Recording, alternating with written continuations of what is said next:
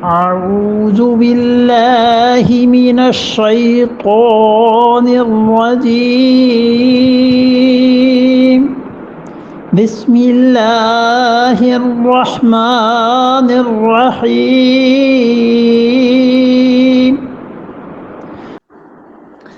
واذكروا نعمة الله عليكم وميثاقه الذين واثقكم به إذ قلتم سمعنا وأطعنا واتقوا الله إن الله عليم بذات الصدور وَاذْكُرُوا نعمت اللہ، اور یاد کرو اللہ کی نعمت کو، یاد کرو احسان اللہ کا۔ کیا چیز ہے نعمت؟ وہ اسلام جو اللہ نے تمہیں دیا ہے۔ نعمت اللہ علیکم، اللہ نے جو نعمت تمہیں دی ہے اس کو یاد کرو۔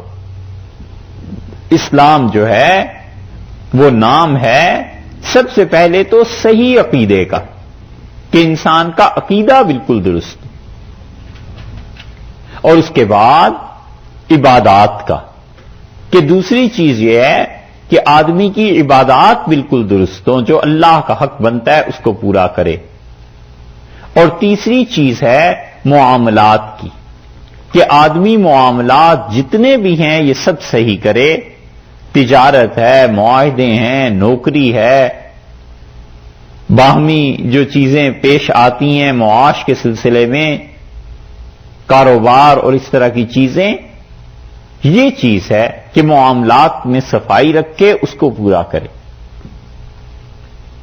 قرض ہے اور کتنی چیزیں ہیں۔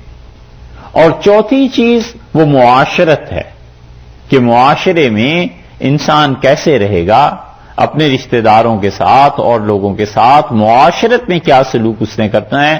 اور پانچویں چیز اخلاقیات ہیں، کہ اس کے اخلاقیات اندر سے بنے ہوئے ہونے چاہیے، اللہ کے ساتھ تعلق ہونا چاہیے، اور حضور اقدس صلی اللہ علیہ وسلم کی سنت کا اتباع یہ انسان میں راس ہونا چاہیے۔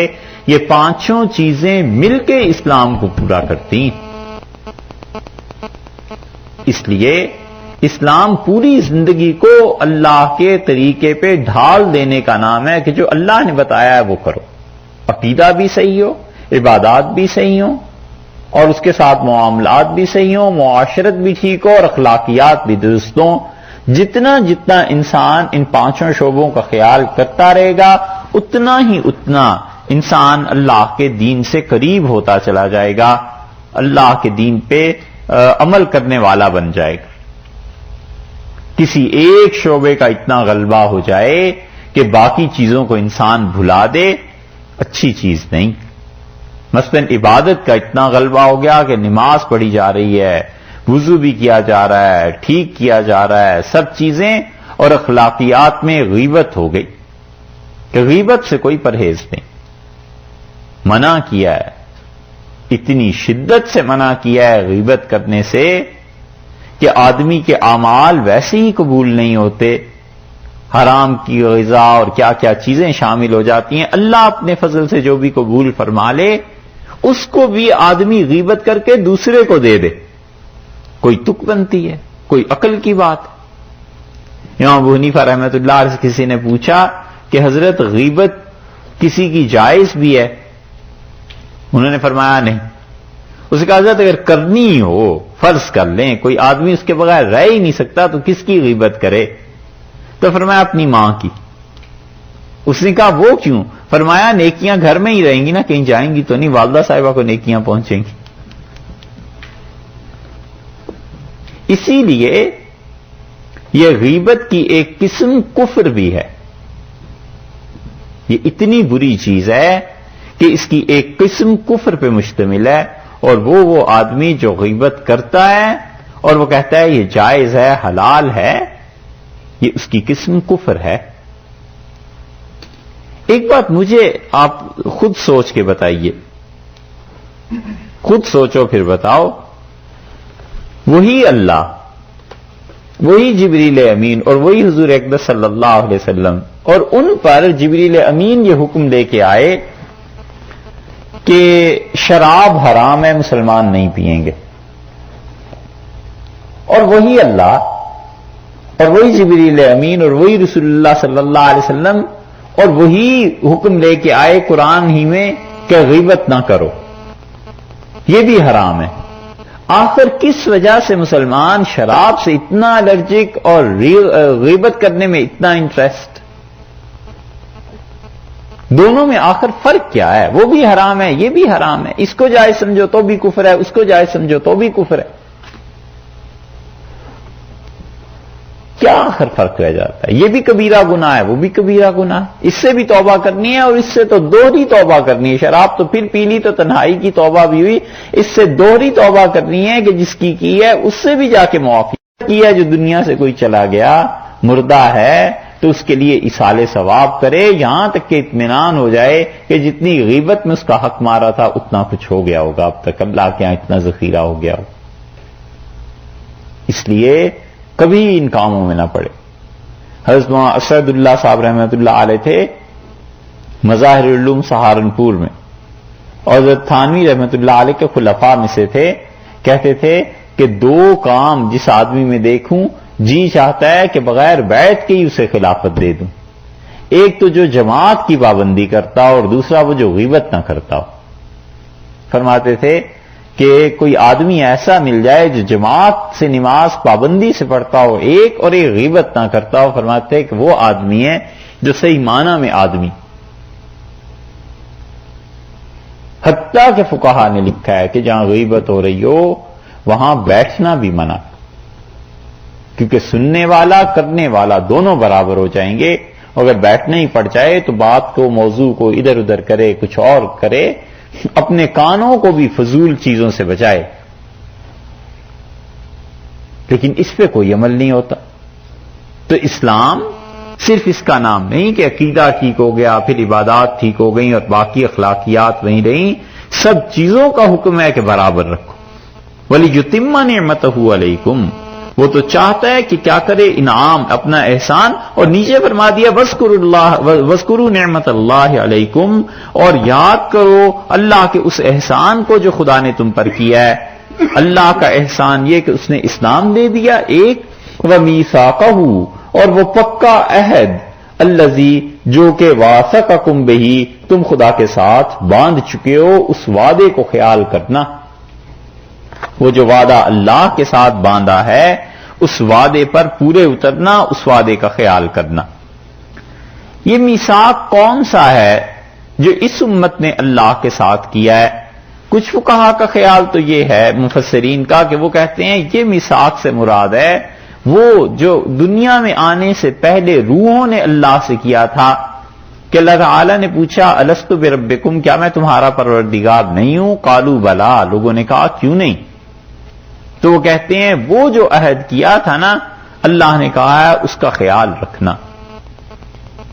اور اس میثاق اور اس وعدے کا اثر یہ ہے کہ ہر آدمی اپنے دل میں کوئی نہ کوئی مذہب کے لیے کشش پاتا ہے، اور اس وعدے کا اثر یہ ہے کہ گناہ پہ شرمندہ ہوتا ہے، اور اس وعدے کا اثر یہ ہے کہ مذہب کی عبادت کی رغبت ہر ایک میں ہوتی ہے۔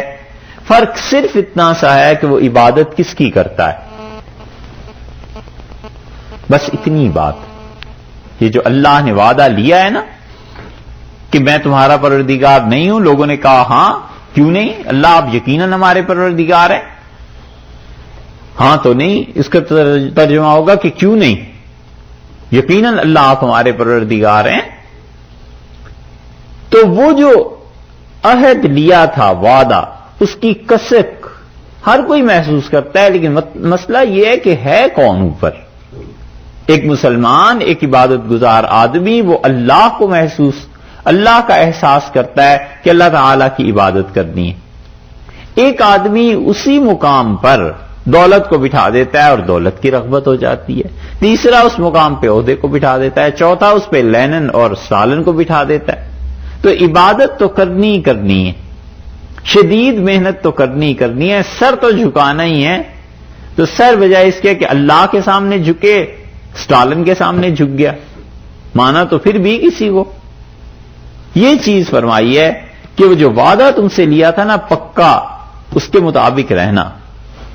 دوسری بات مفسرین نے بڑی اچھی لکھی ہے اعتدال کی، اور وہ کہتے ہیں کہ اس سے مراد وہ کلمہ شہادت ہے جو ہر آدمی گواہی دیتا ہے اللہ کے ایک ہونے کی اور رسول اللہ صلی اللہ علیہ وسلم کے رسول ہونے کی۔ اللہ نے بتایا ہے کہ وَمِيثَاقَهُ الَّذِي وَاثَقَكُم بِهِ، جس وعدے کو پکے عہد و پیمان کو تم نے کیا تھا، وہ جو پکا وعدہ تھا تمہارے اوپر اور جو اللہ سے تم نے عہد ٹھہرایا تھا اس کو پورا کرنا۔ تیسری چیز وہ کہتے ہیں کہ صحابہ کرام رضی اللہ عنہم پہ یہ آیت آئی ہے، سب سے پہلے اس کے مخاطب وہ تھے تو جو تم نے بیعت کی ہے رسول اللہ صلی اللہ علیہ وسلم کے دست مبارک پہ اس وعدے کو پورا کرو۔ یہ سارے وعدے اللہ نے آگے جملہ ایک ذکر کیا کہ اذ قلتم، جب تم نے کہا کہ سمعنا و اطعنا، اللہ ہم نے سنا اور ہم نے آپ کی مانی، بس اس وعدے کو پورا کرنا۔